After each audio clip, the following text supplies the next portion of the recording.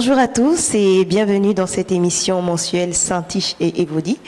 Je ne sais pas pour vous, mais pour moi, c'est une joie de pouvoir être là encore et être édifié au travers de toutes ces histoires et bien sûr avoir des réponses au travers de la parole de Dieu. C'est toujours une joie de ne pas être seul, d'être avec vous déjà qui nous suivez, mais bien plus d'être encore avec la servante de Dieu, la prophétesse Désirée. Elle n'est plus à présenter, mais elle reste quand même à présenter. Bonjour prophétesse. Bonjour. J'espère que vous allez bien. Oui, ça va très bien, merci. Alors, grande est notre joie de toujours vous avoir avec nous. Grande est ma joie aussi d'être toujours là. Merci Seigneur. Alors, j'imagine que vous êtes prête encore à pouvoir analyser ces différentes histoires et... Avec la grâce du Seigneur, on va décortiquer tout ça. Amen. Alors, comme je le disais, c'est une grande joie pour nous de pouvoir être là. J'espère que vous êtes bien installés. Alors, vous allez faire deux choses. Invitez ceux-là qui ne sont pas connectés, partagez le lien, likez la vidéo et abonnez-vous si vous ne l'êtes pas encore. Alors, aujourd'hui, comme tous les autres mois d'ailleurs, nous avons une nouvelle histoire que nous voulons écouter, que nous voulons commenter ensemble et nous voulons aussi être édifiés au travers de cette histoire.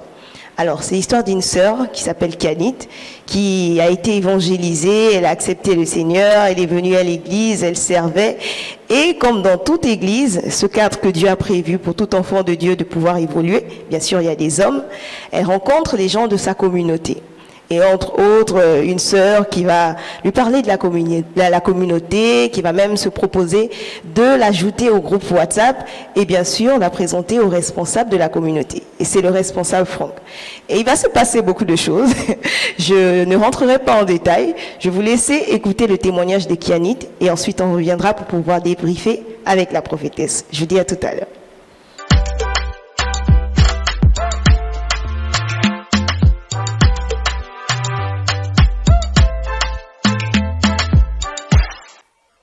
Bonjour à tous, je m'appelle la sœur Kianit et je suis là pour vous parler de mon témoignage. J'ai rencontré le Seigneur il y a 2 ans par des frères qui évangélisaient dans mon quartier et j'ai été touchée par la parole et par la grâce de Dieu. Je l'ai accepté et j'ai commencé à servir. J'ai commencé à servir le Seigneur, mais je suis un peu dans la tourmente actuellement par quelque chose qui me dérange et je vous dirai pourquoi. Il s'avère que quand j'ai accepté le Seigneur, les frères qui m'ont évangélisé m'ont invité dans leur église le dimanche suivant. C'était un culte exceptionnel, j'étais époustouflée et j'étais bien accueillie et encouragée à me faire baptiser. Je me suis inscrite pour les cours de baptême. Par la suite, on m'a présenté à une sœur de ma nationalité qui sert déjà dans cette église et j'ai vraiment apprécié de trouver quelqu'un de ma nationalité qui était déjà dans la foi. Parce que jusque-là, les compatriotes que j'avais dans mon entourage n'étaient pas des bonnes compagnies pour moi. Et surtout que je venais de naître de nouveau. Donc la sœur m'a intégrée au groupe WhatsApp de la communauté des gens de mon pays qui sont de l'église et elle m'a présenté au responsable de la dite communauté, le frère Franck. La première fois que je lui ai parlé, il dégageait un tel charisme, il était vraiment charismatique et j'étais vraiment en admiration face à ça. Il avait l'air tellement mature et toutes les personnes de la communauté avaient confiance en lui et le respectaient beaucoup. La grande sœur dont je parlais précédemment me disait beaucoup de bien de lui et m'encourageait à lui faire confiance. J'ai donc commencé, après le culte, je rentrais avec lui et avec quelques personnes. Et pendant ce temps, il nous exhortait, mais il y avait une telle sagesse dans ce qu'il disait. Et plus le temps passait, je me rendais compte qu'il n'avait pas de responsabilité à l'église. Et je me demandais bien pourquoi une personne comme lui, qui avait une telle maturité, n'avait pas de responsabilité à l'église. Alors qu'il m'aidait, moi personnellement, il m'aidait beaucoup. Et j'avais un peu peur de lui poser la question pour ne pas qu'il soit frustré. Mais un jour, j'ai osé, je lui ai posé la question. Et il m'a répondu que dans l'église où on était, on ne reconnaissait pas la grâce des gens. On négligeait les prophéties, pourtant il donnait des paroles. Et à chaque fois qu'il prophétisait, j'avais des frissons. Il disait qu'on ne l'avait pas intégré au groupe pour chasser les démons, alors qu'il faisait des délivrances dans nos réunions de communauté. Et il était triste en me racontant, en me le racontant, comment il se sentait sous-estimé. Et moi aussi, j'étais vraiment triste. Pour lui, je commençais à me méfier un peu de l'église. Et ce même jour, il m'a dit que le Seigneur l'avait convaincu d'être mon père spirituel, mon daddy. Et ma réponse ne pouvait être que oui, bien évidemment. Et ensuite, il se faisait de plus en plus rare, de plus en plus absent aux réunions de semaine de l'église. Il nous invitait de plus en plus chez lui pour des temps de prière spéciaux, pour nous délivrer et briser les liens dans nos vies. Parfois même durant des créneaux où il y avait des réunions à l'église. Et du coup, moi-même, je commençais à m'absenter de temps en temps. Mais comme il était déjà mal vu par les responsables apparemment, je ne pouvais pas dire ce qui se passait réellement. Et il faut savoir que je sers au ministère de l'accueil. Et il m'arrivait de mentir à ma responsable de département, disant que j'avais des rapports à rendre pour l'école, des travaux de groupe, etc. Et 2 mois plus tard, le frère Franck m'annonça qu'il partait de l'église pour fonder son ministère et qu'il comptait sur moi. J'étais sa fille, comme il aimait m'appeler. Et il comptait sur moi pour le suivre. Et selon ses dires, je ne pouvais pas progresser dans cette église où on était. Et cette nouvelle m'a troublée. Je dois l'avouer, ça m'a troublée. Et j'avais peur que le responsable ou mon responsable de département ou le pasteur que la prenne et contre toutes mes attentes, le dimanche prochain, le prochain dimanche, le pasteur a convoqué une réunion des ouvriers et pour nous annoncer que le frère Franck était parti de son plein gré et qu'il nous recommandait vivement de ne plus avoir de relation avec lui car il était déloyal. Et au vu de toutes ces choses, je me demande que faire. Est-ce que je dois raconter toute la vérité au pasteur, rester à l'église et abandonner mon daddy qui avait besoin de moi? Ou dois-je suivre mon daddy et abandonner l'église dans laquelle j'ai été baptisée? Je me demande réellement qu'est-ce que je dois faire. Donc je vous remercie.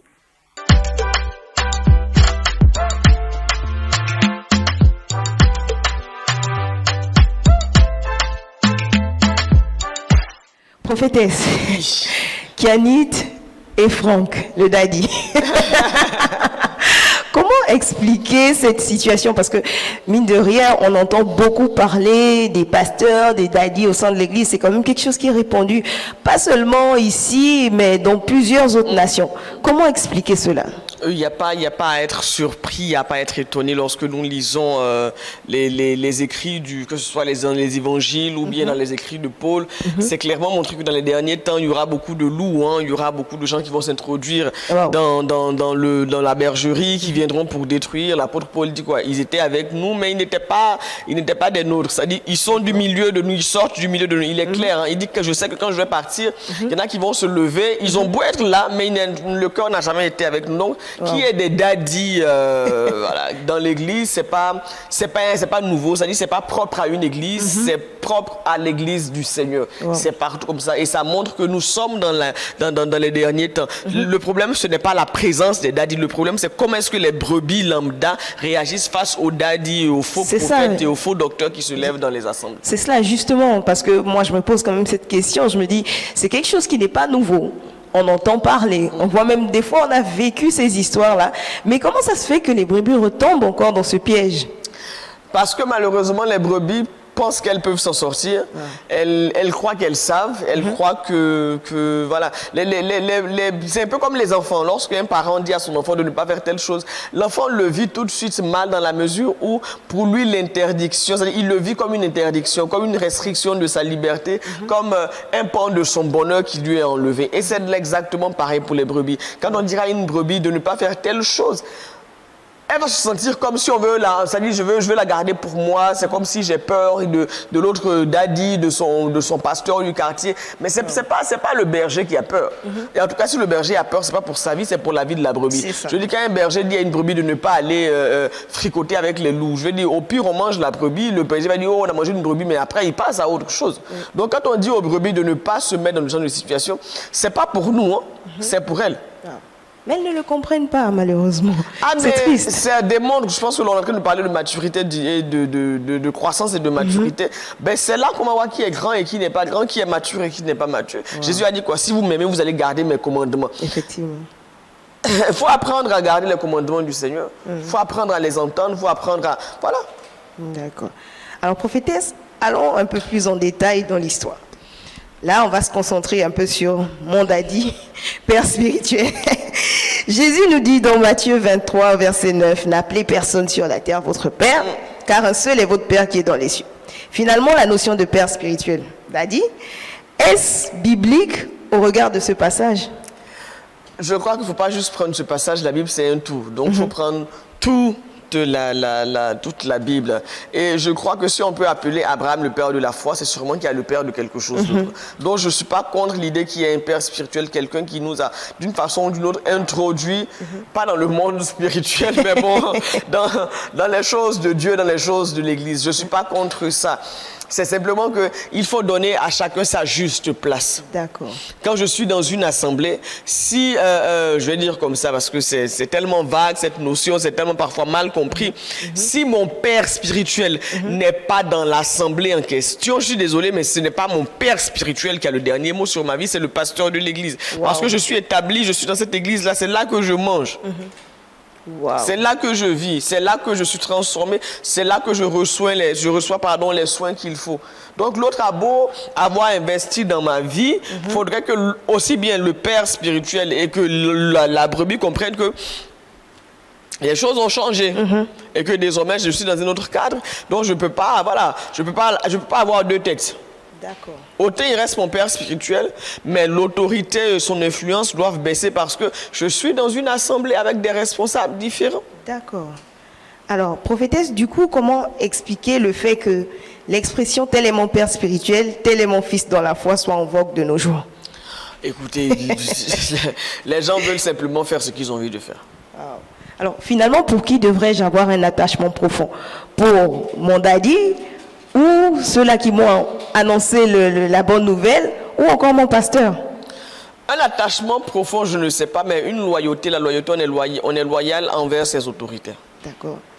Et du coup, comment on peut passer de brebis à daddy? Parce que quand même, quand on voit le frère Franck, qui était responsable de sa communauté, il était aussi une brebis, mais il quitte de brebis à daddy. Mais tout s'explique lorsque la sœur dit quoi? Que elle voyait en lui des grâces, elle voyait en lui des talents, elle voyait en lui des dons. C'est sûr que si elle les voyait, c'est que lui aussi les voyait. Oui. La preuve, quand elle va l'approcher pour lui poser la question de savoir pourquoi il n'a pas une responsabilité, je dirais, plus responsable que chef de communauté, il va dire quoi? Que dans l'assemblée, on ne reconnaît pas les grâces des gens, on ne reconnaît pas les dons des gens et tout ça.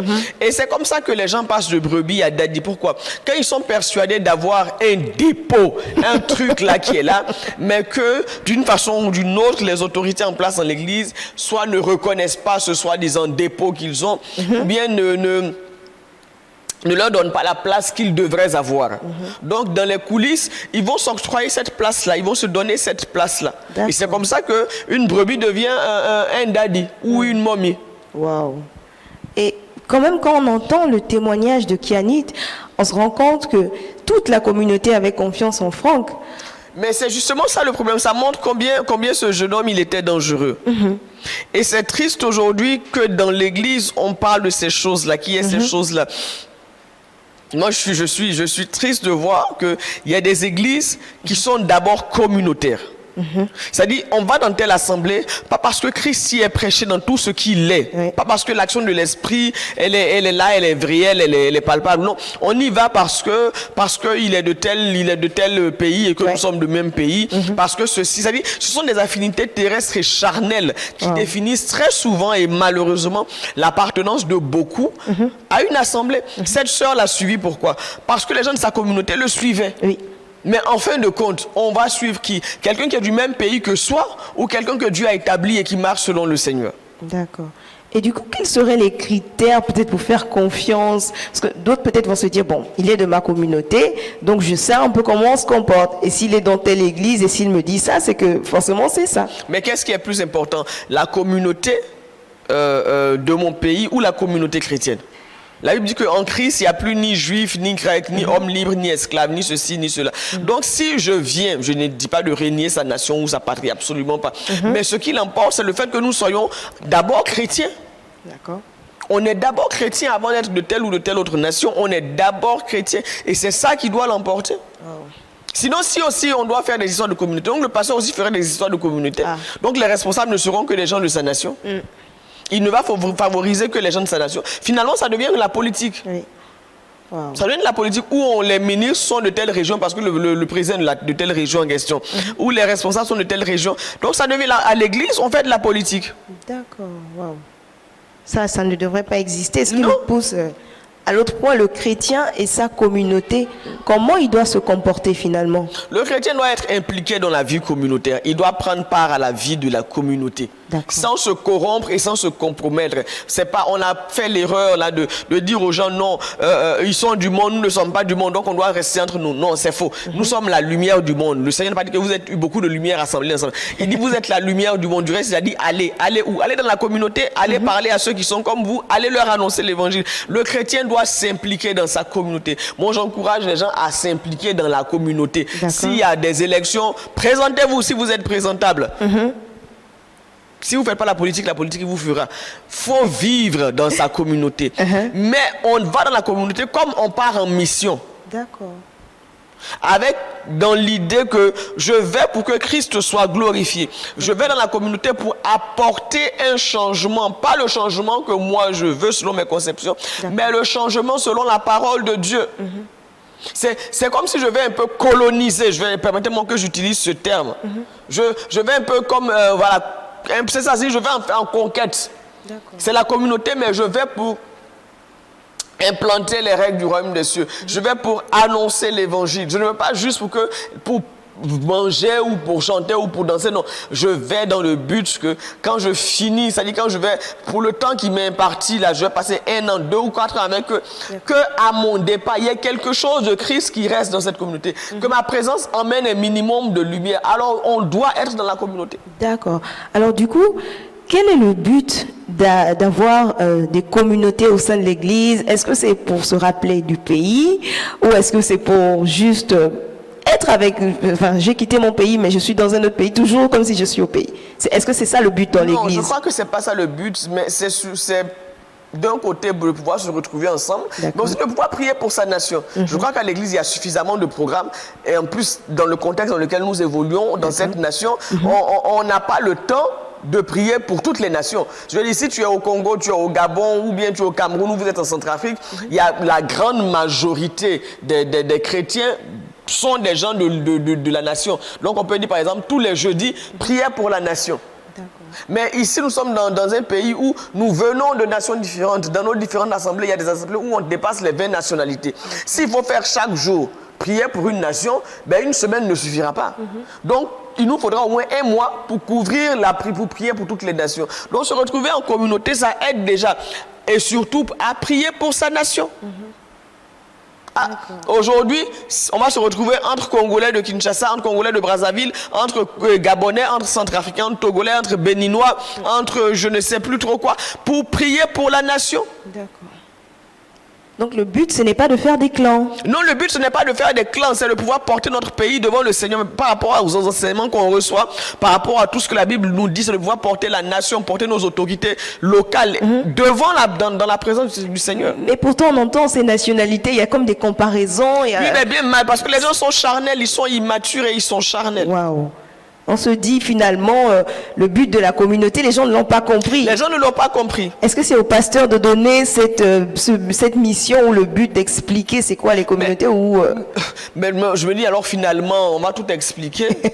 Je veux dire, quand on arrive à l'église, la moindre des choses, c'est d'intégrer les règles, quand on devient enfant de Dieu, c'est d'intégrer les règles de la Bible. C'est de comprendre qu'on a dit qu'il n'y a pas de division parmi vous. Donc comprenez que s'il y a quelque chose qui ressemble à la division, ben, c'est qu'il y a un but qui est derrière. C'est pas qu'on vous divise, c'est qu'on vous dit non, concentrez-vous sur quelque chose. Parce que mon pays ne m'intéresse que moi. Le voisin qui n'est pas de chez moi, il s'en fout. Lui, il s'intéresse à sa nation. Donc quand on dira, ok, le premier vendredi du mois, on vient prier pour telle nation. Je vais dire, moi, je ne suis pas de la nation, pourquoi je vais venir prier? Je ne me sens pas concerné. Et c'est pas un péché. Je ne me sens pas concerné parce que mon pays aussi est peut-être en feu, et il est en sang, on ne sait pas. Il y a aussi des problèmes là-bas. Donc je dis, pourquoi c'est pour eux, on prie pas pour moi? Donc pour éviter ces histoires-là, qu'il y ait des pourquoi on prie pour eux et pourquoi on ne prie pas pour moi, on dit, ok, vous qui êtes d'une même nation, rassemblez-vous ensemble et que chaque nation prie pour sa nation. C'est comme ça, il n'y a pas de jalousie, il n'y a pas de laisser pour compte, il n'y a pas d'oublier, puisque chacun est censé prier pour son pays. Chacun met en place un programme. Si vous avez besoin de la salle, pasteur, le 22 septembre, c'est la date anniversaire de notre indépendance. Est-ce qu'on peut avoir à la salle un programme particulier pour venir prier? S'il n'y a pas un programme de l'église, on vous donnera la salle, vous allez venir prier. Mais ce n'est pas pour que vous vous retrouviez entre vous, pour faire je ne sais pas trop quoi, et puis ça va commencer à devenir une petite église dans l'église, et puis vous allez commencer à voir. Ça, c'est du n'importe quoi. Wow.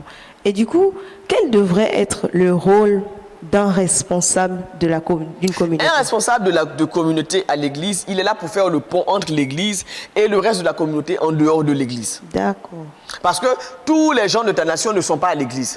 Et le pasteur n'a pas forcément accès aux gens de ta nation, surtout s'il n'est pas de cette nation en question. Toi, en tant que responsable de communauté, c'est toi tu dois avoir un rapport avec tes autorités locales, tu dois avoir un rapport avec les autres membres de ta communauté. Tu dois parler de ton église. Quand il y a les fêtes de la communauté, tu dois aller présenter ton église. Que non, il y a une église qui est là où vraiment le Seigneur, la Bible est enseignée. Tu es là pour évangéliser ceux de ta nation, pour les ramener à l'église. Mais pas pour faire une église avec les gens de ton pays que tu as trouvé dans l'église d'autrui. Malheureusement, c'est ce qui arrive. Malheureusement, c'est ce qui arrive. Wow. Et du coup, prophétesse, je suis quand même intriguée.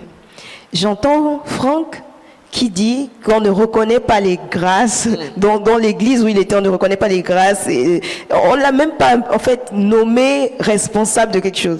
Mais pourtant, il est responsable d'une communauté. Et finalement, est-ce que c'est dégradant ou il y a une grille en fonction, il y a un responsable de ministère? Je crois que pour lui, être responsable, c'est être en vue.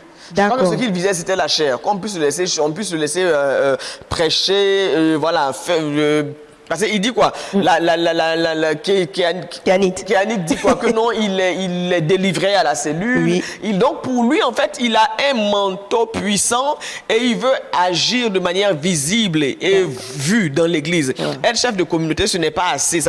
C'est trop bas pour lui parce que, eu égard au don, au talent qu'il a, c'est pas assez. Donc il faut qu'il soit responsable de cellule, il faut qu'il soit responsable des ministères, il faut qu'il fasse partie des prédicateurs. Limite, même pourquoi il n'est pas mis dans le conseil pastoral. Même parmi les décisions, parce que quand il se regarde, c'est vraiment quelqu'un qui a beaucoup de grâce, quoi. Voilà, c'est du gaspillage. Du coup, est-ce qu'on peut classifier si je peux le dire comme ça, les rôles? Est-ce qu'il y a responsable de ministère, responsable de cellule, ensuite responsable de la communauté? Est-ce qu'il y a un qui a un plus grand rôle que l'autre? Oui, parce que en termes de responsabilité, nous ne sommes pas égaux. D'accord. En termes d'autorité, nous ne sommes pas égaux. Le pasteur est au-dessus de l'église, c'est lui qui dirige l'église. En dessous du pasteur, selon l'organisation de l'église, il peut y avoir un conseil de l'église composé d'anciens et tout ça. En dessous du conseil, il peuvent venir les différents responsables de ministère. En dessous, il y a les différents responsables de cellules et puis des différents responsables de petites sections de département. C'est comme ça que ça se fait. Mais est-ce que ça veut dire qu'on doit mépriser celui qui est en dessous? Absolument pas. Aucune autorité n'est méprisable. Romain dit quoi? D'honorer toutes les autorités. Donc, autant j'honore celui qui est responsable de la section micro, autant je dois honorer celui qui est responsable de cellule et je dois aussi respecter le responsable de ministère. C'est-à-dire, aux yeux de Dieu, vous êtes tous responsables. C'est-à-dire, c'est pas le même degré de responsabilité, mais vous êtes des autorités et il n'y a pas à dénigrer quelqu'un. Je crois que ce n'est pas dégradant d'être responsable de communauté ou d'être responsable de cellule ou voilà, non. Je crois que ce n'est pas dégradant. Le plus important, ce n'est pas le titre qu'on te donne, c'est le travail que tu dois faire. Il y a des gens qui n'ont pas le titre, mais qui font même plus que ceux qui ont le titre. Wow. Qui font plus que ceux qui ont le titre. Donc je crois que malheureusement, Franck s'est arrêté au titre. Oui. Lui, ce qu'il visait, c'était la tête de l'église. Et fonder son église. Mais c'est ce qui s'est passé parce qu'il est parti faire quoi? Il est parti pourquoi? Il est parti parce qu'il veut fonder son église. Oui. C'est ça, il est parti parce qu'il veut fonder son église. Il a compris que non, avec une telle attitude, ben, il n'allait pas évoluer à son sens dans cette assemblée-là. Et C'est pour ça qu'il est parti. Il le dit d'ailleurs. Ouais. C'est pour ça qu'il est parti. Alors, parlons un peu de Kianit, prophétesse. Comment qualifier son attitude? Est-ce qu'elle était immature, naïve ou qu'est-ce qu'on peut dire d'elle? Elle est immature, elle est naïve, elle est beaucoup de choses. Parce que je me dis que ce n'est pas Franck qui t'a amené au Seigneur. Tu as été évangélisé par des gens de l'église qui t'ont amené au Seigneur. Et c'est même les gens de l'église qui t'ont encouragé à faire partie de ta communauté. C'est une sœur qui t'a introduit dans cette communauté-là. Donc ça veut dire que même si on dit que les gens de l'église sont mauvais, mais quand même, c'est eux qui t'ont encouragé à faire partie de la communauté. Donc ça veut dire qu'il y a un semblant quand même de bon en eux. Et puis je vais dire, il faut aussi avoir confiance à son pasteur. C'est ça. Il faut avoir confiance en son pasteur. Qu'est-ce qui se passe? Ah, pasteur, il y a telle chose, vraiment je ne comprends pas. Si on doit t'expliquer pourquoi non, Franck n'est pas responsable. Du reste, même là, elle a entendu par la suite que non, Franck était parti de l'église de son plein gré, que voilà. Ça dit, parfois les brebis, ça dit, elles profitent de. Les daddies plutôt, les gens comme les Franck là, profitent du secret pastoral, de l'obligation que nous avons de nous taire. D'accord. Pour raconter n'importe quoi. Waouh. Le secret pastoral fait qu'il y a des explications que je ne peux pas donner. Or, quand je ne donne pas ces explications-là, je sens donner raison à Daddy. Justement, prophétesse, permettez-moi d'ouvrir cette parenthèse et on va revenir par la suite sur Kianit. Parce que est-ce que le pasteur doit tout expliquer? Absolument pas. Parce que les brebis aujourd'hui se disent, non, le pasteur ne nous a pas dit, elle ne nous dit pas, donc je ne sais pas. Non, ce n'est pas les brebis aujourd'hui, ce sont les brebis du Maroc qui pensent que le pasteur doit tout leur dire. Les brebis au pays, on ne leur dit absolument rien et elles ne sont pas dérangées par ça. C'est quand les gens arrivent au Maroc, ça dit, je crois que ce pays leur donne un courage qu'ils n'ont pas, je ne comprends pas trop. C'est quand ils arrivent ici qu'ils pensent qu'on doit tout leur dire. Le pasteur est tenu de vous expliquer la Bible. D'accord. Mais pas les décisions, c'est-à-dire la gestion de l'église ne vous regarde absolument pas. Donc du coup, on doit simplement accepter ce qui se dit. Écoutez, vous êtes des moutons. Une brebis, c'est un mouton. Okay. Imaginons que j'arrive dans une bergerie, moi je suis un mouton. Et puis j'arrive là, l'abreuvoir est bleu. Et je fais 2 jours, je reviens, l'abreuvoir est rouge. Je vais dire quoi au berger? Pourquoi tu as changé l'abreuvoir? Je m'en fous de la couleur de l'abreuvoir. Moi, ce qui m'intéresse en tant que mouton, c'est qu'il y ait de l'eau dans l'abreuvoir. Donc même si la couleur de l'abreuvoir a changé, la disposition de la bergerie a changé, ce n'est pas mon problème. Est-ce que j'ai à manger?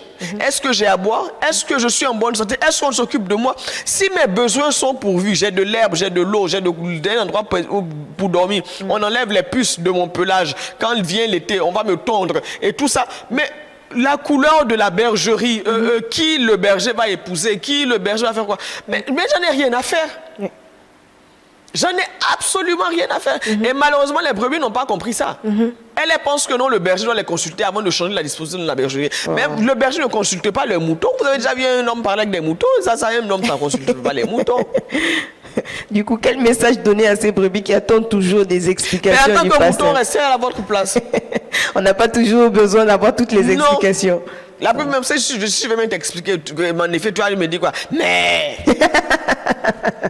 Alors, revenons toujours sur Kianit, prophétesse. On se rend compte que les brebis ont beaucoup d'informations. Trop. Elles savent beaucoup de choses.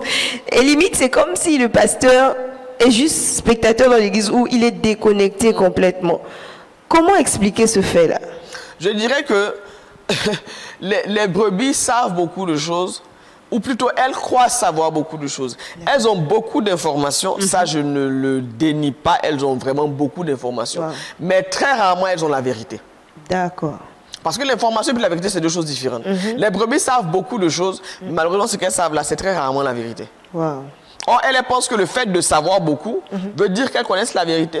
Mais connaître beaucoup et puis connaître la vérité, ce n'est pas la même chose. Wow. Ce n'est pas la même chose. C'est vrai, tout à fait. Elles ont beaucoup d'informations, mais elles n'ont pas la vérité. Kianit avait beaucoup d'informations, mais elle ne connaissait pas la vérité. Elle ne sait pas pourquoi ce monsieur-là se comportait ainsi. Elle ne sait toujours pas pourquoi est-ce qu'il est parti. Et si elle reste dans sa posture-là de se poser 10 000 questions, au lieu d'aller voir son pasteur et de demander déjà pardon parce qu'elle avait d'une façon de commencer à être déloyale, elle va rester avec des informations et elle va finir aussi par quitter l'église. Parce que justement, Daddy a besoin d'elle. Donc, elle va finir par partir. Wow. Et du coup, prophétesse, on voit quand même, c'est un phénomène qu'on observe au sein de l'Église, les anciens et les nouvelles brebis. Quelle devrait être l'attitude des anciens envers les nouveaux qui arrivent? Parce que, excusez-moi de vous interrompre, les anciens, mine de rien, eux aussi, ils ont beaucoup d'informations. Et c'est eux qui véhiculent les informations aux nouveaux. Je crois que les anciens sont malheureusement anciens seulement dans le temps, mais ils ne sont pas devenus sages et matures. Waouh. Ils ne sont pas devenus sages et matures. Même si je connais beaucoup de choses sur l'Église qui sont vraies, la question c'est quand je vais dire à Kianit qui vient de naître de nouveau, que tu sais, avant, il y avait comme ça, et puis voilà, il y a eu ceci, il y a eu cela, hein, il y avait un gars ici, Franck, qui a quitté l'Église. Ça l'aide en quoi pour grandir avec le Seigneur? Tout ce que je sais n'aide pas les gens à grandir. Alors pourquoi je vais lui dire ça? Et puis dans son état là, est-ce qu'elle est à même de juger de manière objectif avec le Saint-Esprit et de décider en accord avec le Saint-Esprit? Non, alors pourquoi je vais lui dire ça? Tout ce que je sais n'est pas disable. D'accord. Savoir, c'est pas dire. Mais les anciens, ils savent jouer avec les nouveaux. Hein? Oui, parce que les anciens sont pervers et les nouveaux aussi sont... on ne peut pas leur rappeler ce nouveau, ils sont immatures. Et surtout, il ne faut pas confiance à leur pasteur. D'accord. Et du coup, quelle devrait être l'attitude pour un nouveau converti? Est-ce que tout de suite, il doit partir s'attacher au pasteur Il vaut mieux s'attacher à la brebis que de s'attacher à un mouton qui est plus ancien que nous dans la bergerie. D'accord. Je vais m'attacher au berger et puis le berger me dira, écoute, celui-là, tu peux lui faire confiance. Parce que je suppose que dans une bergerie, la meilleure personne qui connaît les moutons, mais ce n'est pas le mouton, c'est le berger. Donc je vais aller vers le berger. Alors, comment faire quand même cette différence? Parce qu'on entend Kianit qui dit que lorsque Franck prophétisait, il avait des frissons. Oui, mais écoute, quand il pleut aussi, j'ai des frissons. Quand il fait frais, j'ai des frissons. Moi, des frissons, ça me vient. Et puis, il y a un truc qui est bizarre. Il prophétisait à chaque fois que le pasteur n'était pas là. Oui. Que le responsable, il prophétise toujours quand ils sont en communauté. Donc, son Dieu, c'est un Dieu de communauté, quoi. Ça veut dire Dieu n'a pas un message pour l'église. Il a seulement un message pour la communauté de Franck. Ça veut dire qu'il y a un problème. Il ne prophétise que là où il a une ascendance sur les gens. Parce qu'il est conscient qu'aucune de ces personnes-là ne va oser remettre en question ce qu'il raconte comme bêtise, ni son autorité. Ils vont avaler, ils vont boire, ils vont digérer ces paroles. Et d'ailleurs, même que lorsqu'il rentrait après les cultes, c'était l'occasion pour lui d'exhorter encore, de revenir parfois sur le message du pasteur, de dire, bon, de corriger plutôt le message du pasteur. De corriger, d'ajouter les versets. Comment on peut qualifier ça? C'est de la déloyauté, c'est de la méchanceté. Wow. C'est de la sorcellerie. Mais pourtant, les brebis, les autres se plaisaient à entendre ça. C'est justement ça le cœur. Wow. Quand son cœur est mauvais, on est attiré par les Franck et par les daddies. C'est comme ça. Du coup, les nouveaux convertis doivent se méfier. Les nouveaux convertis doivent se méfier. Ils doivent s'attacher au pasteur, pas à un responsable. Attachez-vous à votre pasteur et laissez que votre pasteur vous confie à quelqu'un. Ne vous attachez pas à je ne sais pas qui. Oh, celui-là qui m'a fait les coups de baptême, les coups de service. Attachez-vous au pasteur. Waouh. Ok. Attachez-vous au pasteur. Donc c'est au pasteur de savoir dire à la personne, attache-toi à telle personne. À telle personne, exactement. Je conçois mal que quelqu'un soit dans une église pendant 6 mois, pendant 1 an, et qu'il n'ait jamais eu d'entretien avec le pasteur. Ouais. C'est qu'il y a un problème. C'est qu'il y a un problème. Avec qui est-ce qu'il s'entretient? Qui connaît sa vie? C'est comme un bébé qui vient de naître et puis ça y est, il est là, personne ne s'occupe de lui. Et puis, non mais comment tu vis? Wow. Alors, prophétesse, du coup, quel conseil donner à ceux-là qui ont la démangeaison d'entendre des choses? Parce que quand on entend le témoignage de Kianit, elle dit que Franck était arrivé à un point où il organisait des réunions, même aux horaires des programmes de l'église. Et avec une telle attitude, il espère devenir responsable dans l'église en question. Wow. C'est parce que le pasteur a vu son cœur. Le pasteur a vu son cœur. Et le pasteur veut voir sa fidélité. Ok, il dit qu'il a des grâces, il dit que voilà ça, il dit que voilà. Ok, d'accord, on va lui confier une petite responsabilité. Et on va voir s'il est fidèle. Et là, il a été infidèle dans les petites choses. On peut lui confier de grandes choses. En tant que responsable de communauté, déjà, il a détourné toute la communauté. Wow. Imaginons si on lui avait confié une cellule, ou bien si on lui avait dit, mais bon, il y a une annexe dans l'autre quartier, va gérer cette annexe. Mais il aurait détourné l'église en question. Il aurait détourné l'église. Donc, le petit test même déjà qu'on lui a donné, il a échoué. Et il espère avoir plus que ça, mais il est temps que cette fille, elle ouvre les yeux. Oui. Il est temps qu'elle ouvre les yeux. S'il était si extra que ça, il n'allait pas voler les brebis du pasteur. Oui. C'était sa fifi et son papa. Du coup, prophétesse, quand on regarde quand même, on entend encore Franck qui passait son temps à faire des délivrances et qui dit qu'il n'a pas été intégré au sein du ministère pour chasser les démons. Qu'est-ce qu'on peut penser de ça? Je crois qu'il ne peut pas être intégré parce que la déloyauté, c'est un esprit mauvais. Or, la Bible dit quoi? Satan ne peut pas chasser Satan. Donc, c'est juste de la mascarade. Quand il pensait qu'il délivrait des gens, il ne délivrait pas les gens. C'était juste de la mascarade. Parce que quelqu'un qui est possédé. Quelqu'un qui est. Oh, mais écoutez, c'est du bruit, tout ça. Quelqu'un qui est possédé ne peut pas aider l'autre à être dépossédé.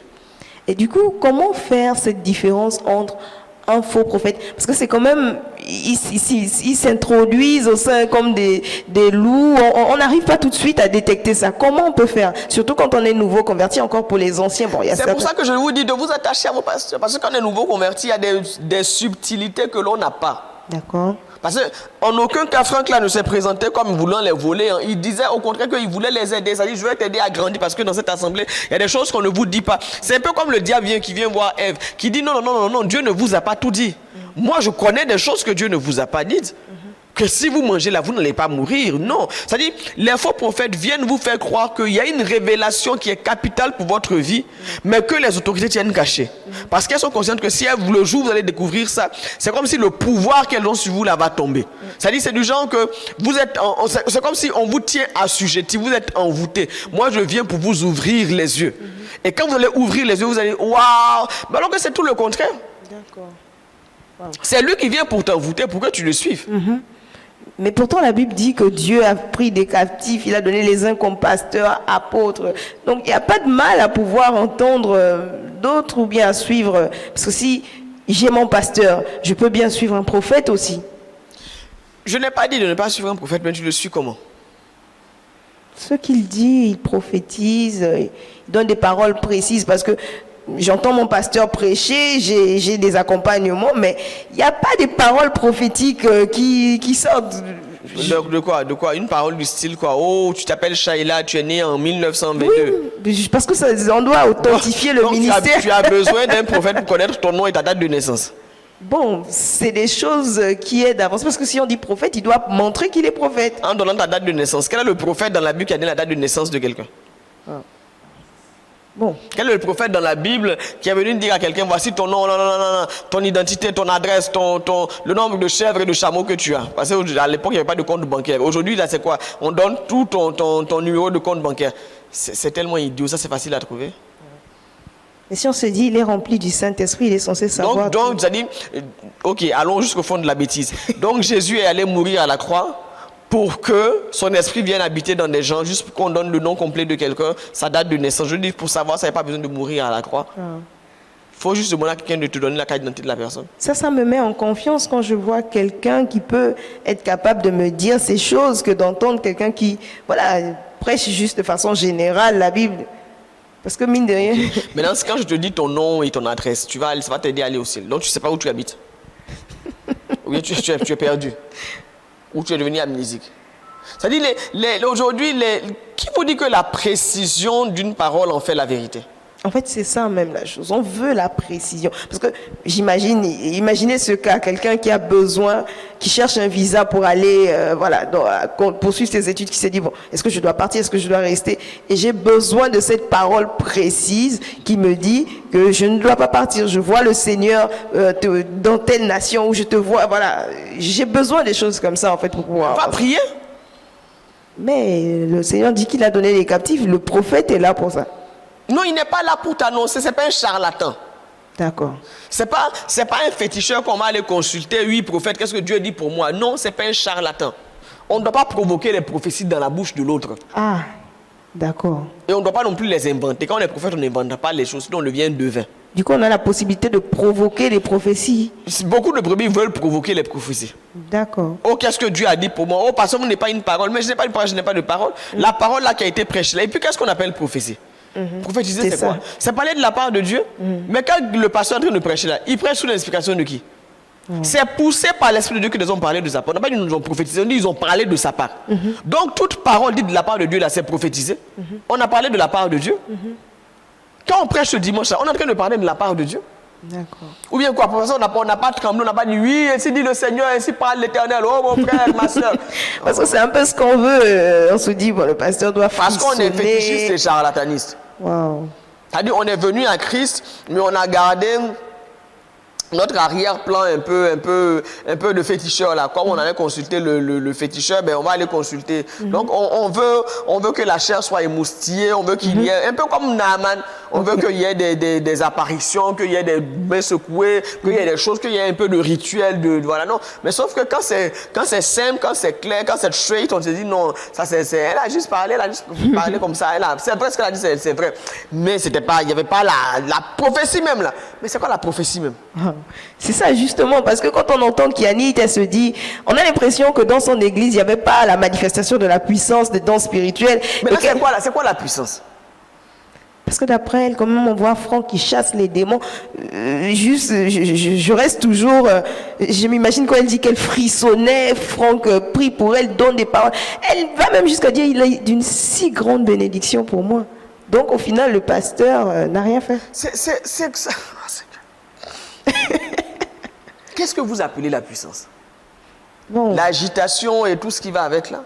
Oui, parce que je me dis, le pasteur vient prier pour moi, je saute pas, je tombe pas, rien ne se passe, mais Franck prie pour moi, je m'agite. On n'est pas dans un gymnase, on n'est pas venu à l'église pour sauter, pour s'agiter, pour tomber. Mais c'est ça la puissance. C'est pas la puissance, ça c'est des bêtises, on n'est pas des acrobates. Wow. La puissance c'est quoi? La Bible dit, Paul dit quoi? Il dit que l'évangile c'est la puissance de Dieu pour le salut de quiconque croit. Wow. La puissance là, la vraie puissance de la parole de Dieu. Et le but premier c'est quoi? C'est le salut. Quand tu vas sauter, tu vas te rouler, tu vas te manger, tu vas baver, tu vas vomir sur toi. Est-ce qu'à la fin tu es né de nouveau? Wow. Est-ce que ton nom est inscrit dans le livre de vie? Wow. Ça ne veut rien dire chasser un démon dans la vie de quelqu'un. Jésus dit dans Matthieu quoi? Qu'à la fin, je vous dirai, je ne vous connais pas. Ils vont dire, mais on a parlé en ton nom, on a chassé les démons en ton nom, on a fait ceci en ton nom, on a manifesté la puissance en ton nom justement. Mais il va dire, je ne vous connais pas. Parce que les brebis recherchent ça aujourd'hui. Oui, parce qu'elles ne sont pas intelligentes. Wow. Elles ne sont pas intelligentes, elles ne lisent même pas leur Bible. Parce que si elles lisaient la Bible et qu'elles la comprenaient, elles n'allaient pas suivre tout et n'importe quoi. La puissance, là, ce n'est pas le bruit que les gens font. Ce n'est pas l'agitation, là, non. Le Saint-Esprit peut agir ainsi, tu vas tomber. Mais ce n'est pas parce que tu es tombé que ça veut dire que la puissance s'est manifestée. Tomber n'est pas égal à la puissance. Sinon, si tu es en train de marcher, que tu trébuches, tu vas dire, ah, ça, c'est la puissance, ça. Malheureusement, les brebis sont attachées aux sensations, à la vue. Waouh. Mais pourtant, on se dit être rempli du Saint-Esprit, on ne peut pas expliquer. En tout cas, vous êtes rempli, mais pas du Saint-Esprit. D'autres choses. Je ne sais pas ce que c'est, mais ce n'est pas lui. Et du coup, quel est le pont? Est-ce que... Parce que les brebis sont toujours attachées à d'autres... Enfin, on va le dire comme ça, elles veulent manger du fast-food, alors qu'il y a la nourriture faite maison. Elles sont toujours intéressées par ce qui est à l'extérieur. Comment expliquer ça? Parce qu'en même temps, on se dit, si vous êtes à l'intérieur, vous voulez manger à chaque fois à l'extérieur, ou vous jumelez les deux. Mais c'est comme ça, même sur le plan naturel. Quand on est à la maison, et puis il y a quoi? La maman va faire, chez moi on appelle ça le choukouya. Je crois que chez toi on appelle ça le coupé-coupé. Oui. Au Congo ils appellent ça quoi? Une tabac. Ça dit la viande la braisée là. Maman va aller acheter de la viande, la même viande. Elle va venir, elle va laver la viande, elle va la saisonner, elle va allumer le feu, elle va faire le barbecue, on va dire celle du barbecue. Elle va faire la même chose à la maison. On va dire que c'est pas nous. On dit que non, ce que maman a fait là, c'est pas... Il y a un goût, il y a un truc là qui manque. Wow. On veut ce qui vient du dehors. C'est-à-dire là où le monsieur là, sa grille, il met 6 mois pour la laver. Justement. On n'est pas sûr. Juste à côté, il y a des égouts. Wow.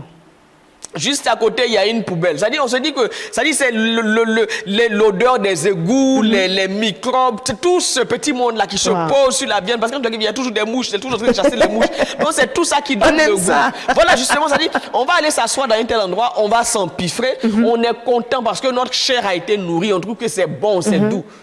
La chair a été nourrie, mais on est malade. Parce que ça va nous rendre malades à la longue. Peut-être que le goût n'est pas le même que pour maman, mais pour maman, c'est sain. Parce que maman nous connaît. Maman ne veut pas seulement ajouter de la graisse, parce que les viandes là qu'on mange là, il y a beaucoup de graisse dedans. Maman va enlever l'excédent de graisse. Maman ne mettra pas beaucoup de sel. Maman ne mettra pas beaucoup d'huile. D'accord. Parce qu'elle sait que ce n'est pas bon pour la santé. Le but de maman, ce n'est pas de se faire de l'argent. C'est que ses enfants puissent grandir, qu'ils aient une bonne santé. Or, le but du commerçant, là, c'est de se faire de l'argent. Alors, il va ajouter les choses qui plaisent à votre chair. Et le but des charlatans dans les églises, les daddies, c'est de quoi? C'est de se faire de l'argent sur votre dos. C'est-à-dire, ils veulent profiter de vous d'une façon ou d'une autre. Et la meilleure façon d'avoir quelqu'un, c'est de lui donner ce qu'il a envie d'entendre, ce qu'il veut manger. C'est pour ça que les daddies sont toujours plus disponibles que les pasteurs. Ils sont toujours plus attentifs que les pasteurs. En tout cas, ils en ont l'air. Ils sont toujours meilleurs que les pasteurs. Ils ont toujours plus de charisme que les pasteurs. Ils sont toujours plus puissants que les pasteurs. Parce qu'ils savent exactement ce que vous voulez. Et ils vont vous le vendre. Et vous allez l'acheter. Mais en la fin, vous serez malade. Et le médicament pour vous soigner coûte plus cher même que ce que tu as. Après, on revient vers le pasteur et c'est le pasteur qui... Parce que quand tu vas manger chez le coupé-coupé et puis tu reviens là, tu ne peux pas voir le gars du coupé-coupé. Tu viens voir ta mère pour dire que non, j'ai mal au ventre. C'est ta mère qui va rentrer en brousse, chercher les feuilles, laver les feuilles, les faire bouillir, te faire une décoction. C'est ta mère qui va t'envoyer à l'hôpital, c'est elle qui va lâcher les médicaments. Ce n'est pas le marchand, c'est ta maman qui va sortir encore l'argent. C'est triste le travail que les brebis donnent au pasteur. Parce que finalement, c'est lui qui fait le mauvais boulot, c'est lui le mauvais, c'est lui qui ne le nourrit pas. Un tel enfant, quand il sera en bonne santé, il va encore sortir pour aller manger dehors. Malheureusement, il n'a pas la capacité, ce sont très rarement, de comprendre. Ça dit, c'est quelqu'un qui ne va s'arrêter quand un jour, par exemple, il va choper, je ne sais pas moi, quel microbe il va choper, ça dit quelque chose où ça sera tellement grave qu'il va frôler la mort. Il va dire, waouh, en tout cas, je vais arrêter avec ces histoires parce que j'ai failli mourir. Ça dit, tant que les brebis n'ont pas failli mourir dans les fausses doctrines, dans les bêtises, elles ne s'arrêtent pas.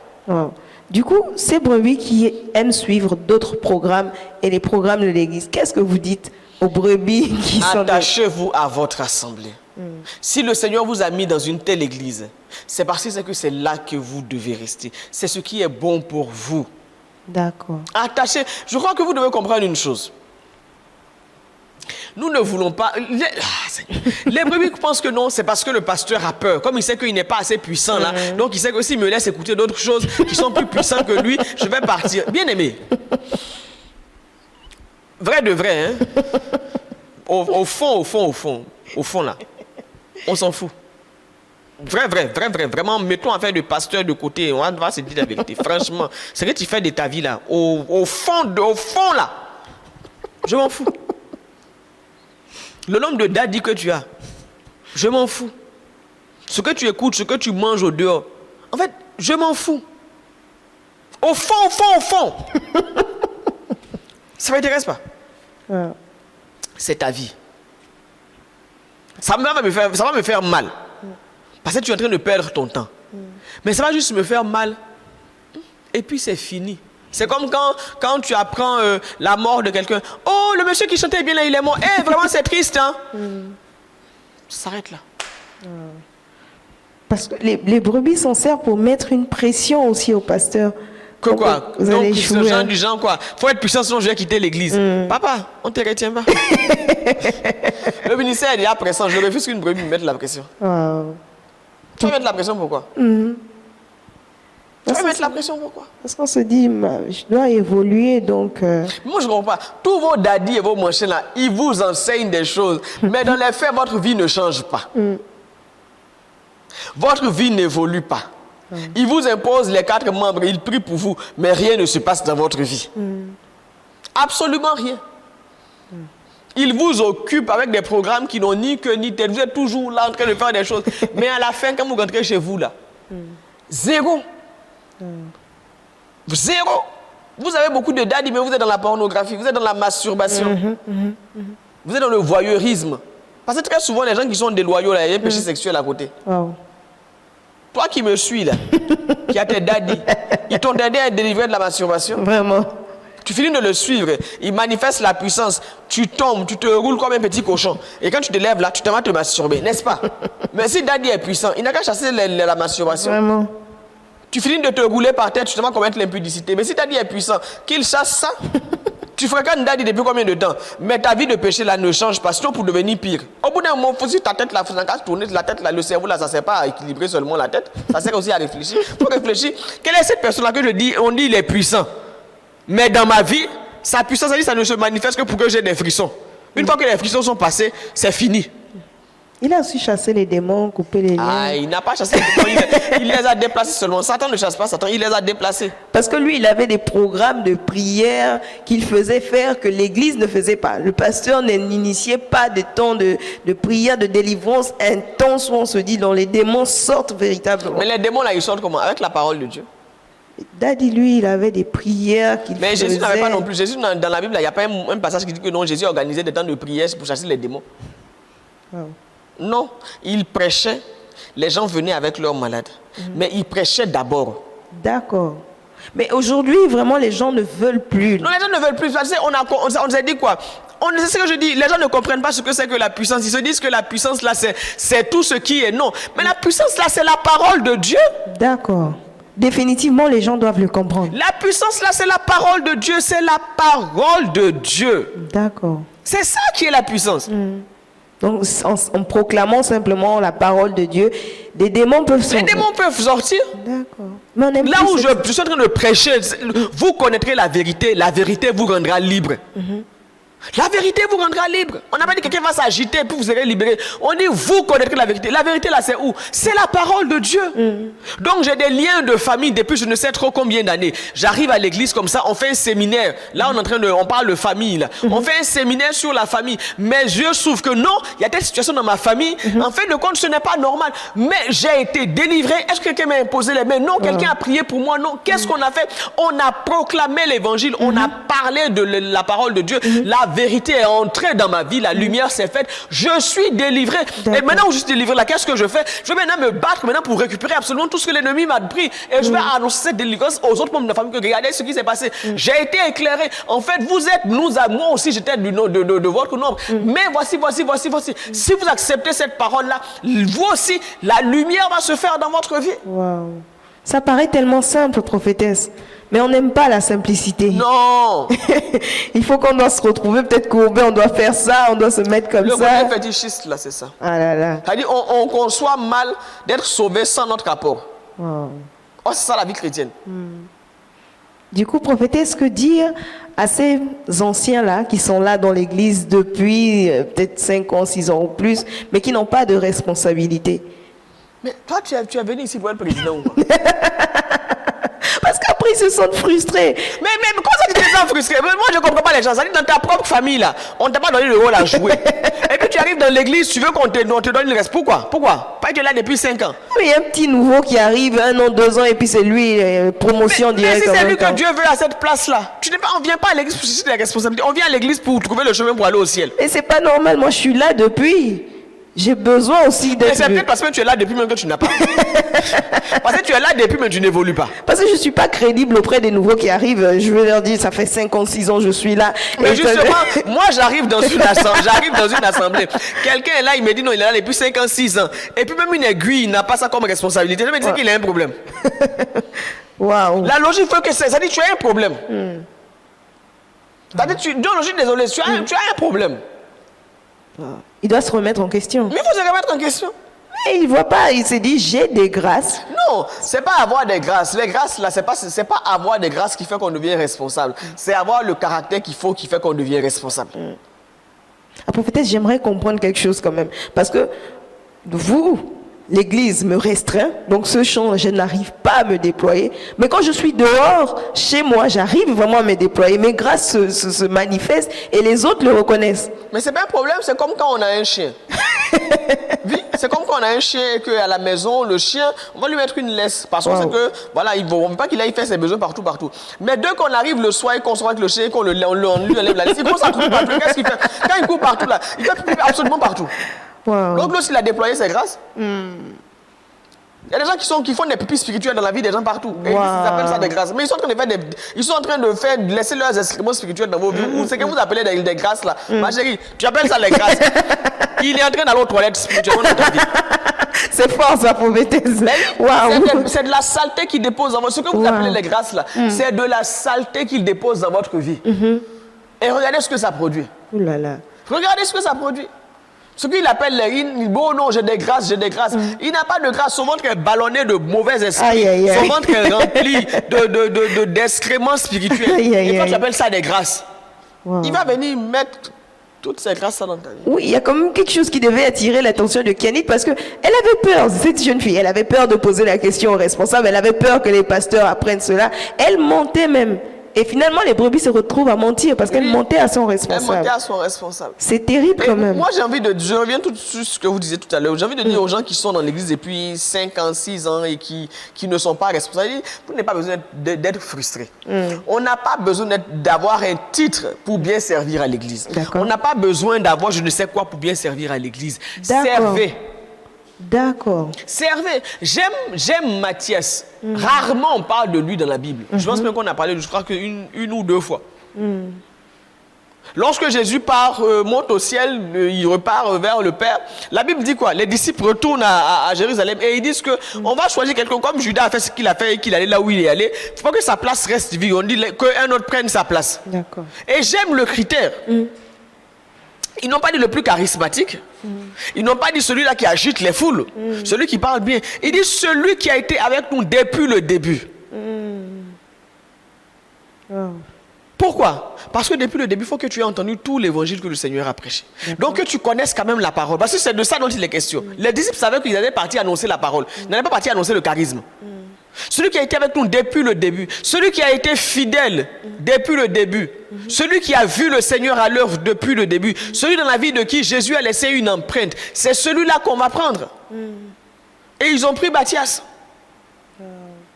Mais Matthias n'a écrit aucun livre. Quel miracle Matthias a fait? Qu'est-ce qu'on a? C'est-à-dire, quel est le passage où il est dit que non, Matthias est allé dans tel endroit et puis il a fait telle chose? On ne dit absolument rien de Matthias. Absolument rien. Et pourtant, Apocalypse dit quoi? Que les noms des disciples seraient inscrits dans la Nouvelle Jérusalem. Donc le Matthias là qui en apparaît n'a absolument rien fait. Si l'on suit Jésus pendant 3 ans et demi, son nom sera dans la Nouvelle Jérusalem. Pourquoi? Parce qu'il a été fidèle et il a été loyal et il a été patient, il a attendu. Peut-être même que Dieu lui avait déjà dit à Matthias que non, tu serais un des 12.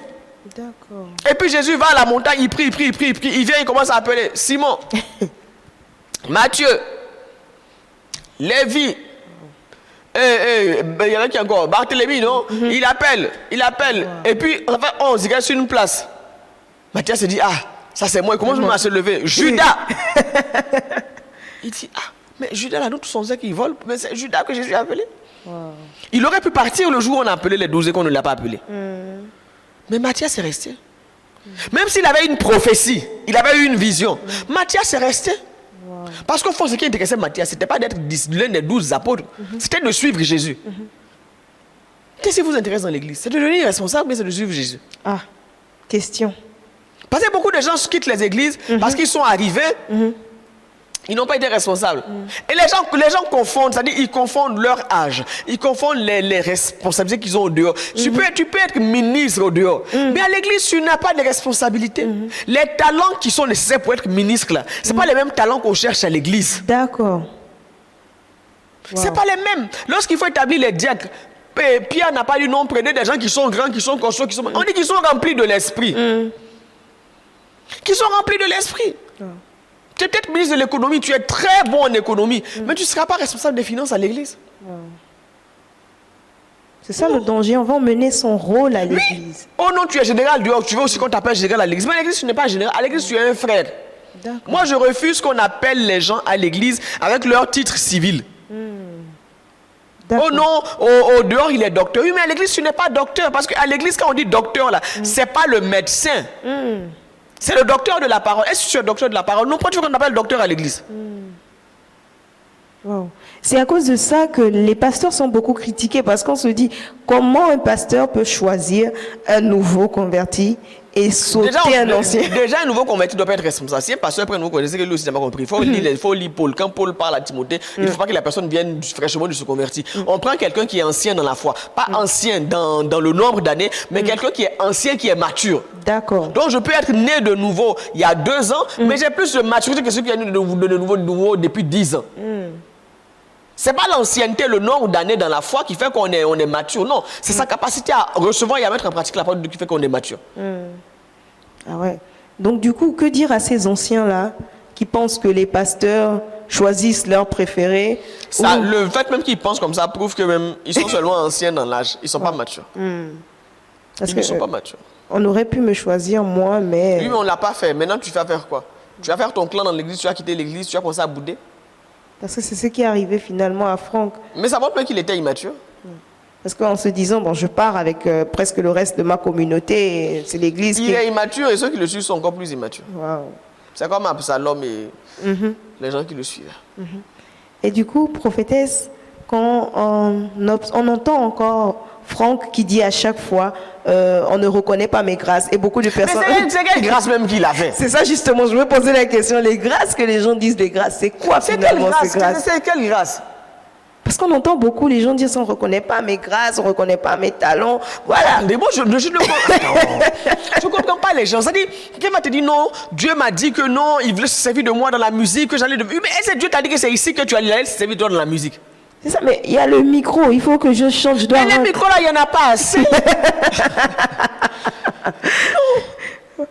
Et puis pourquoi forcément que, c'est-à-dire, pourquoi il faut forcément que tu sois sorti du lot pour exercer la grâce en question? Si tu chantes bien, tu peux être dans la foule et puis chanter bien. On veut se distinguer, pourquoi même, non, pourquoi tu veux qu'on te voie? Pourquoi?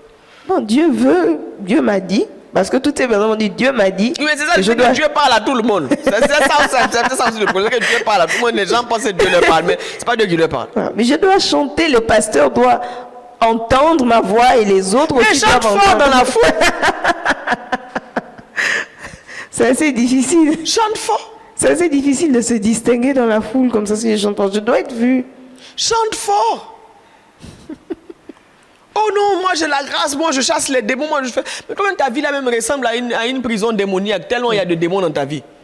Et tu dis que donc tu chasses les démons. Il ne chassait pas les démons, il les déplaçait. Non, parce qu'il d'une pièce à une autre dans la même vie. Waouh. La même vie. Waouh. Arrêtez de dire qu'on ne reconnaît pas vos grâces. Si le pasteur ne reconnaît pas vos grâces, c'est peut-être parce que tu n'as pas les grâces que tu penses avoir. C'est ça aussi. C'est peut-être ça. Tu peux chanter bien, ça ne veut pas dire que tu as la grâce du micro. Ça ne veut pas dire que tu as la grâce du micro. Du coup, en entendant Kianit, est-ce qu'elle devrait aller en entretien si Kianit était dans votre assemblée et que... Qu'elle aille en entretien. Qu'est-ce que vous lui aurez dit? D'aller voir son pasteur et de lui dire toute la vérité. Et de demander pardon pour avoir menti. Et de demander pardon au pasteur et à son responsable. Et de dire tout ce qui se faisait avec Franck. Les délivrances que voilà, que tout ça soit expliqué. Alors, quel conseil donner à ceux-là, prophétesses qui nous écoutent, qui ont des prétentions d'être des daddies? En gros, c'est comme ils veulent renverser le règne des pasteurs. Quel conseil leur donner? Parce que finalement, on a vu que Franck était un ancien qui est sorti de l'église, qui allait bâtir son église et qui a besoin de sa fifi. Mais maintenant, un Franck qui sort de l'église, qui vole les brebis de quelqu'un pour aller bâtir son église, il croit vraiment que Dieu va bénir l'œuvre de ses mains. Il y a une chose que je trouve triste, c'est que malheureusement, aller dans le monde et faire de toutes les nations des disciples là, beaucoup l'ont compris différemment. Ils ne vont pas dans le monde chercher des païens, ils vont dans les églises des autres chercher les gens de leur communauté. Waouh. Les païens sont dehors, ils meurent.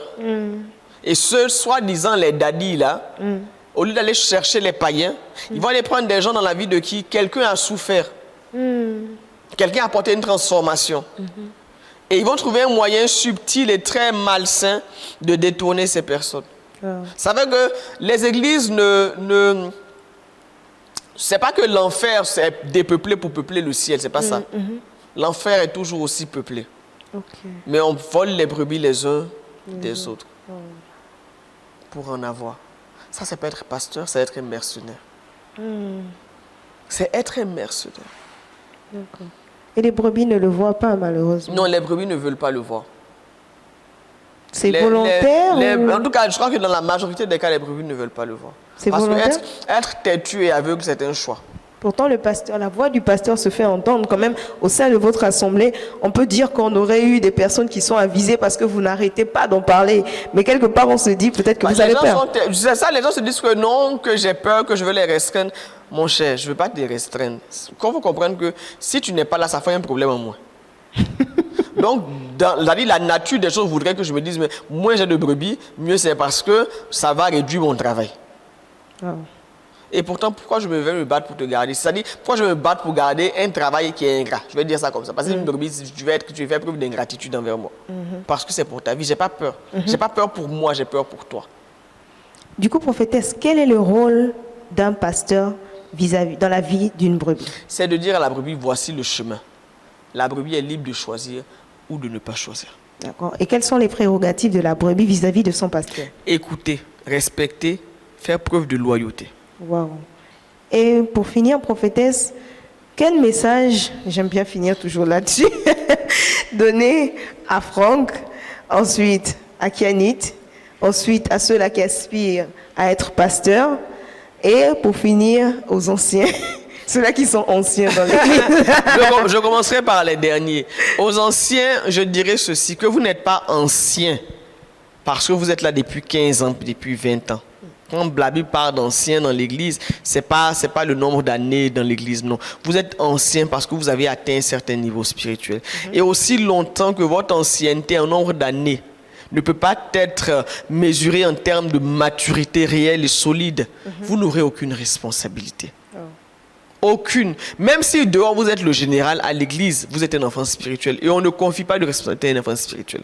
Donc revoyez-vous, ne comptez pas vos nombres d'années à l'église, regardez à votre maturité. Est-ce que j'ai assez de maturité? Est-ce que je pèse suffisamment dans le monde spirituel pour qu'on puisse me confier des gens? Parce qu'une responsabilité, c'est des vies de gens qu'on te confie. Il ne faut pas que tu ailles jeter les gens là dans un ravin. Wow. Il y a des gens qui ont le permis depuis 30 ans, mais qui ne savent pas conduire. On ne va pas leur dire que non, tu vas devenir chauffeur de bus parce que tu as le permis. Non. Est-ce que tu sais conduire? Avoir le permis et savoir conduire, ce n'est pas la même chose. D'accord. Avoir le permis, là, ça veut dire que tu as su répondre aux questions et puis tu as su faire 2-3 exercices pour parquer les voitures. Oui, mais conduire, c'est autre chose. Conduire, ce n'est pas seulement parquer une voiture. D'accord. Donc, les anciens, assurez-vous d'être anciens selon la Bible. Selon la Bible. À ceux qui aspirent, pardon, on n'aspire pas, à ceux qui sont appelés à être pasteurs, ne soyez pas des pasteurs pour rendre la vie difficile à vos collègues pasteurs. D'accord. Allez chercher vos brebis dans le monde. C'est dans le monde qu'on trouve. Les brebis perdues là, elles sont dans le monde. Elles sont perdues, elles ne sont pas à l'église. On ne vient pas prendre quelqu'un qui a déjà été trouvé. On ne peut pas sauver quelqu'un 2 fois. Allez dans le monde. Faites l'effort de trouver des païens, de leur annoncer l'évangile, de faire un travail de cure d'âme dans leur vie, de réellement apporter la délivrance dans leur vie par la puissance du Saint-Esprit. Et vous allez, je vais dire comme ça, vous constituer votre propre troupeau sur lequel le Seigneur vous a établi. Si vous volez les brebis des autres, aujourd'hui peut-être que tu as 100, 200, 300, 5 000, 10 000 membres, mais parmi les 10 000 membres là, 7 000 viennent d'autres églises où tu es parti faire des séminaires et puis tu as pris les gens de ton pays, les gens de ta nation, les gens de ton ethnie. Sache qu'un jour ou un autre, le Seigneur viendra te demander des comptes. Ce que tu as semé, quelqu'un aussi va venir le semer dans ta propre vie. D'accord. Ensuite, aux Franck et aux Daddy qui sont dans l'église, faites attention.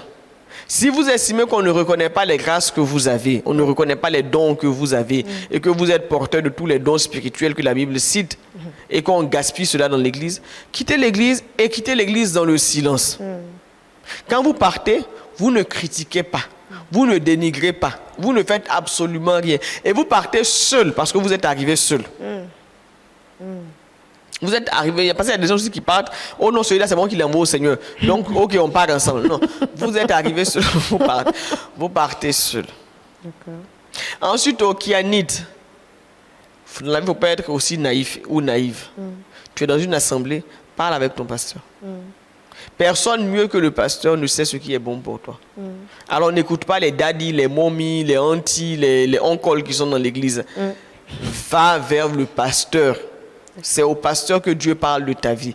Va voir le pasteur, raconte-lui les choses qui se sont passées. Et il saura te dépasser là où tu as besoin de délivrance. Être délivré de l'esprit de loyauté, être délivré de tous les esprits mauvais que Franck a mis dans ta vie. Parce qu'à chaque fois qu'il t'imposait les mains là, il y avait un transfert. Il te transférait toutes les bêtises qu'il y avait dans sa vie. Vraiment, il avait un dépôt et il a mis ce dépôt-là dans ta vie. Alors, prophétesse, permettez que je finisse par cette question qui me revient, parce qu'il y a des personnes, lorsqu'ils vont évangéliser, ils rencontrent des anciens, des daddies, et lorsque tu es sur le point d'évangéliser cette personne, te dit, je connais, votre église, je connais, j'ai été là et il sort même des dossiers. Donc du coup, toi qui vas évangéliser, tu es refroidi. Qu'est-ce que les personnes qui vont évangéliser lorsqu'ils rencontrent des personnes comme ça peuvent faire? Je peux même te parler d'une église. On n'est pas en train d'églisianiser, on est en train d'évangéliser. Donc dans évangélisation, il y a évangile. Et c'était un ancien converti. On reste centré sur l'évangile. Ok. Je dis, bon, les dossiers que tu as sur l'église que je fréquente, ça ne me regarde pas. Moi, je ne te parle pas de l'église. Aucune église n'est parfaite. Je te parle de Jésus. Tu connais les dossiers sur mon église, mais est-ce que tu connais Jésus? Tu connais mon église, mais est-ce que tu connais Jésus? Est-ce qu'aujourd'hui, là, ton nom est inscrit dans le livre de vie? Parce que ce n'est pas les dossiers que tu connais ou que tu maîtrises là qui vont t'amener au ciel. Est-ce que tu as accepté Christ? Mais lui, c'est Daddy. Mais ce n'est pas mon daddy. Il a quand même des personnes qui suivent. Donc tu viens m'évangéliser. Qu'est-ce que tu veux me dire en fait? Mais je t'évangélise. Moi, je ne suis pas censé savoir que tu es né de nouveau. Si tu es né de nouveau, dis-moi que non, tu es né de nouveau. La conversation va s'arrêter là. D'accord. Donc si cette personne-là va sur le terrain de vouloir ouvrir les dossiers, je connais la vie du pasteur. Il est très facile de reconnaître les gens qui ne sont pas nés de nouveau.